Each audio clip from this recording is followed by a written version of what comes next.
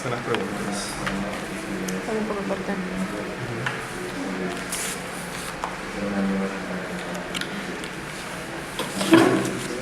Ok. Buenas tardes, somos alumnos del grupo 4 del curso de Traductología 1. Estamos a punto de realizar nuestra entrevista para el proyecto final. Tenemos aquí... ¿Se escucha bien? Nuestra entrevistada es María del Pilar Suero Mentía y a continuación procederá a contestar el cuerpo de preguntas que hemos preparado para hoy. Buenas tardes. Buenas tardes. Pilar. ¿Por qué decidió ser traductor e intérprete? ¿Por qué decidí? Eso fue hace muchísimos años ya. Bueno, creo que en principio porque siempre me gustaron las lenguas, los idiomas, las culturas, las personas. Y creo que la traducción, la interpretación eran carreras que me permitían estar en contacto con lo que a mí realmente me gustaba, ¿no? El hecho de, por ejemplo, el hecho de ir encontrándole el sentido a los textos, a los discursos, el hecho de poder transmitir en otra lengua, en otra cultura, y que otros puedan conocer, ¿no?, estos discursos, estos textos, que si no fuera por la traducción no lo conocerían. Creo que eso siempre me fascinó. Esa fue una de las decisiones, ¿no? Mi amor por las lenguas, por la cultura, y también el hecho de poder compartir los conocimientos de otras lenguas, de otras culturas, que si no fuera por los traductores sería imposible, ¿no? ¿Y qué significa para usted entonces la traducción? Creo que ha sido mi vida, creo que ha sido lo único que ha permanecido perenne y constante a lo largo de estos años, ¿no? Porque fíjate, me casé y duró muy poco. La traducción sí duró mucho más, ¿no? ¿Cómo describiría usted tal proceso? ¿Cómo describiría? Al proceso en sí. Al proceso de traducción en sí. Bueno, creo que va mucho más allá de comprender y de reexpresar, ¿no? Eso, o comprender, verbalizar y reexpresar, que es lo que siempre nos dicen. Parece tan fácil, tan simple dividirlo en dos, en tres partes. Creo que va mucho más allá de eso. Creo que el proceso demanda a veces muchas lecturas, muchas amanecidas, muchas consultas, una constante toma de decisiones, ¿no? Unir y venir, decides una cosa, después resulta que vas avanzando en el texto y te das cuenta que no era la decisión correcta. Eso en cuanto a la traducción. Cuando es interpretación no hay tiempo para pensar mucho, solamente hay tiempo para captar el sentido y tratar de decirlo lo más pronto y lo más exacto posible, ¿no? Pero no quizás pasar el mensaje, pero no es tan importante el cómo, sino el qué se dice, sin dejar tampoco la traducción, sino es un proceso más concienzudo, hay que reflexionar un poco más. Es cierto que a veces hay más tiempo de interpretación, pero tampoco es cierto que tenemos todo el tiempo del mundo, ¿eh? Yo trabajo en traducción hace muchos años y trabajo bajo muchísima presión, muchísima. Los textos siempre son para ayer. ¿Y qué paso sigue al realizar una traducción? ¿Qué paso sigo? A mis alumnos siempre les trato de inculcar la idea de que la traducción demanda mucha investigación, y es lo que yo también hago. Cuando tengo un texto en mis manos, también depende mucho del texto, eso también es verdad. Hay textos con los que estás mucho más familiarizados, que necesitas quizás mucha investigación y puedes comenzar a traducirlos casi inmediatamente, como es el caso, por ejemplo, de lo que son los textos jurídico-administrativos, ¿no? Estoy hablando, por ejemplo, de una partida de nacimiento. La partida de nacimiento, en realidad todos los textos son iguales, lo que cambia es quién es el que ha nacido, ¿no? Y quiénes son los papás, y qué fecha, y tal cosa, y qué lugar. No, pero después, bueno, casi todo está, digamos, lo demás ya lo tienes prehecho, ¿no? Ya existe. Ese tipo de textos, por ejemplo, quizás no te demande una gran investigación pretraductora, porque ya conoces un poco, es como una plantilla, ya se conocen los términos, lo que cambia, ya te digo, son los datos personales. Pero hay otros tipos de textos con los que si no investigas no puedes traducir. Uno de ellos, por ejemplo, es todo lo que está relacionado con los textos idiolectales, por ejemplo, lo que es la literatura en general, lo que es, por ejemplo, los textos de opinión, como los textos, los ensayos también, en general, ese tipo de textos sí que demandan mucha investigación. Unos más, otros menos, pero todos demandan una fuerte investigación y es un poco como yo enfrento la traducción, ¿no? La afronto de esa manera. Trato de hacer una fase previa de investigación, trato de suelo analizar las muestras por partes, el texto para poder saber cuánto tiempo me va a demorar el texto, porque mayormente tus clientes, tus usuarios, te dan un texto y quieren que se lo des en una fecha determinada o lo más pronto posible. En fin, tienes que darles una fecha. Entonces, para darles una fecha y para ver cuánto me puede demorar el texto, suelo hacer análisis por pasajes, ¿no? Para más o menos darme cuenta cuánto tiempo. ¿Y qué competencias cree que deben ser desarrolladas en la formación de traductores e intérpretes? Bueno, yo creo que la carrera en general demanda una serie de competencias. Una de ellas es, de hecho, las lingüísticas, las que están relacionadas con las lenguas, pero también la parte extralingüística, ¿no? Eso es fundamental. No se puede traducir lo que no se conoce.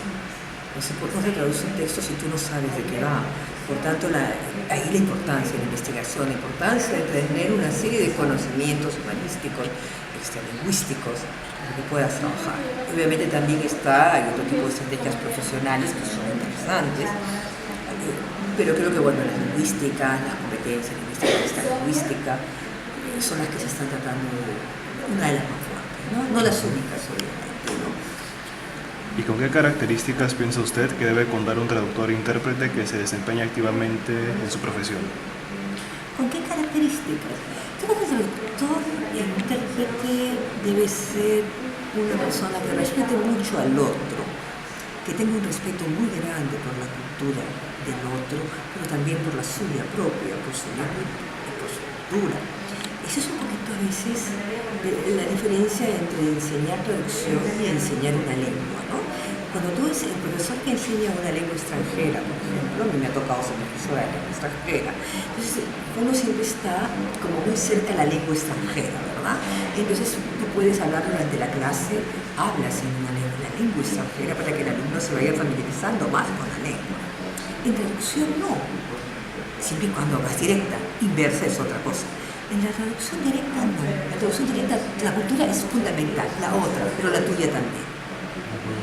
Pero que siempre hay esto de que el traductor, pero por tanto, debe respetar siempre a la cultura a la cual pretende hacer conocida, pero también respetar la suya. ¿Y qué oportunidades y amenazas encuentra un traductor e intérprete en el mercado actual según su opinión? Creo que oportunidades ahora hay muchas más de cuando yo salí de la universidad. El mercado era, inexistente, ¿no? Inclusive en Europa, yo me fui muy joven en Europa cuando apenas terminé la universidad, y la traducción, no se conocía, salvo en Suiza. Después casi era, y en el ambiente editorial, que siempre se conoció por traducciones literarias, pero después era muy poco conocido. Ahora hay más oportunidades, inclusive con esto de la aldea global en la que vivimos. Tú hoy día, desde tu casa, desde tu país, tú puedes trabajar para una empresa que está al otro lado del Atlántico, ¿no? O en otro país. Me ha pasado en alguna oportunidad hacer trabajos, uno siempre tiene amigos, gente colegas, no sé yo, con lo que has estudiado y que están viviendo fuera del país, y luego te busca para hacer un trabajo. Entonces, ahora hay muchas más posibilidades, sin moverse inclusive de casa, cosa que a mí no me parece. Creo que los traductores independientes tienen que salir del país de todas maneras, deben conocer la cultura y vivir la cultura de la lengua en la que piensan traducir. Por ejemplo, alguien que tiene como segunda lengua el inglés, no pretendo que se vayan a todos los países y hablen inglés, eso es imposible, pero por lo menos a uno que otro para que se familiaricen con esa cultura, ¿no? Eso es en cuanto a las posibilidades. Creo que tienen muchas oportunidades. Ahora la traducción, la carrera, la profesión está muy internacionalizada, o sea que hay muchas más ventajas. Se necesita también, en el mundo global en el que vivimos, pues ahora la función del traductor es fundamental.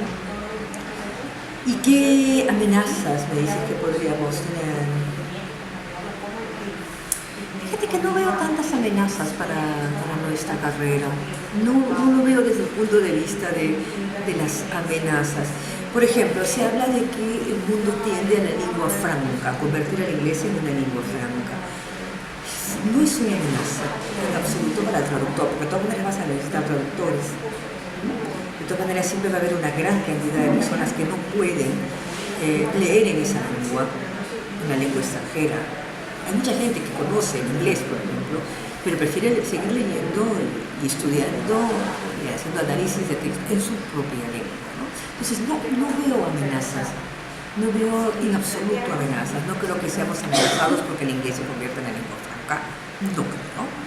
Lo que sí vamos a tener es, digamos que enfrentar la traducción de una manera distinta, porque cuando traduces del inglés te vas a dar cuenta, a menos me pasa a mí actualmente mucho en mi trabajo, que no se traduce del inglés del nativo, no se traduce del inglés, digamos, que está en el centro, sino del inglés que está en las periferias. Por ejemplo, donde yo trabajo, nos llega información de muchas partes y es cierto, nos llega en textos en inglés de Estados Unidos o de Inglaterra o de Canadá o de Australia o de la India, pero también nos llegan textos del Japón, de Turquía, de China, por decir unos cuantos países que están escritos en inglés. Y obviamente están escritos desde un inglés que es más un inglés de la lengua franca, no es el inglés típico, ¿no? Es ese inglés que ya está un poco, no voy a decir contaminado, que suena feo, pero ya está un poquito, digamos, aromatizado con la lengua del nativo, la lengua materna del que ha escrito en una lengua que no es la suya, que está escribiendo desde una lengua franca, ¿no? Que en este caso es el inglés. Entonces eso no lo veo como una amenaza, sino lo veo como una oportunidad, una posibilidad.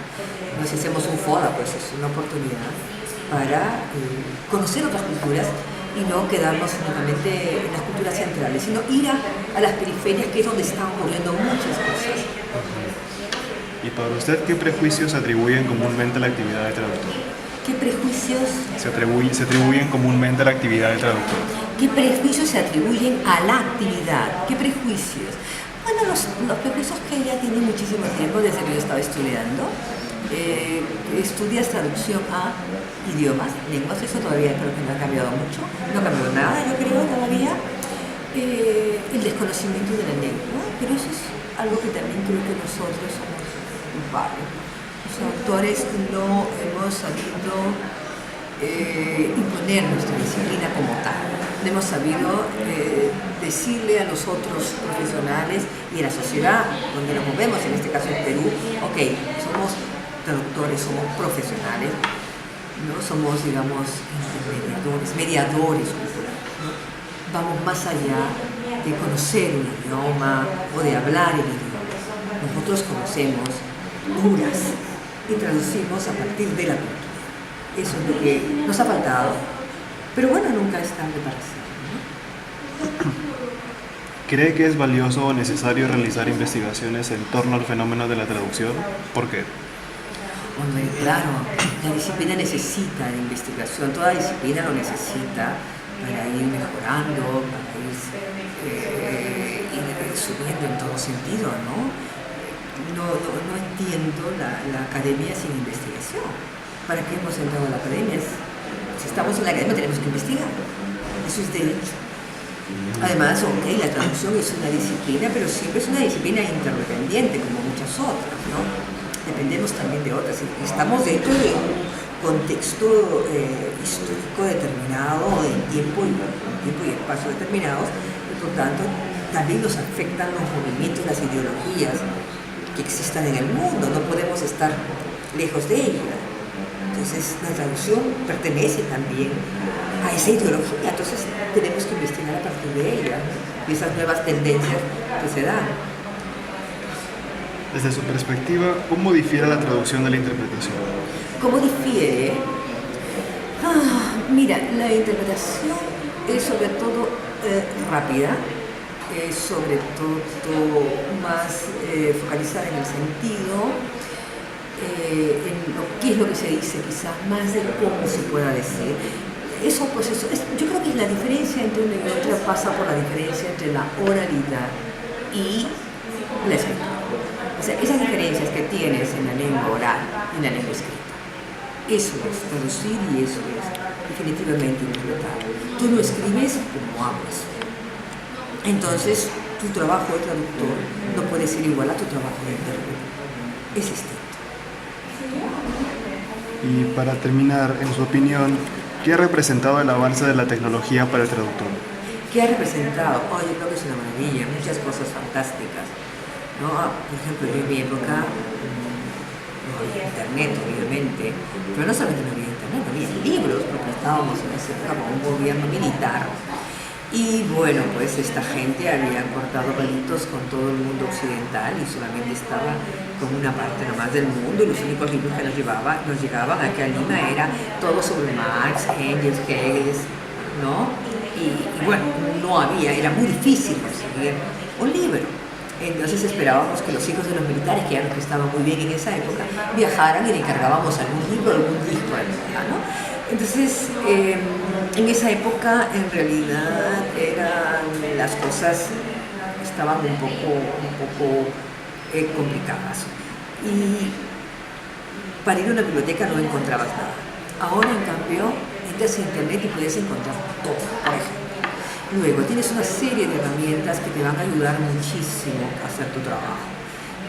Con mis alumnos, por ejemplo, nosotros trabajamos en los proyectos de traducción, estamos utilizando Google Drive, donde todo el mundo, o sea, compartimos un texto, se divide, y luego todos comenzamos a uniformizar el texto, a revisarlo, pero todos tienen acceso al texto.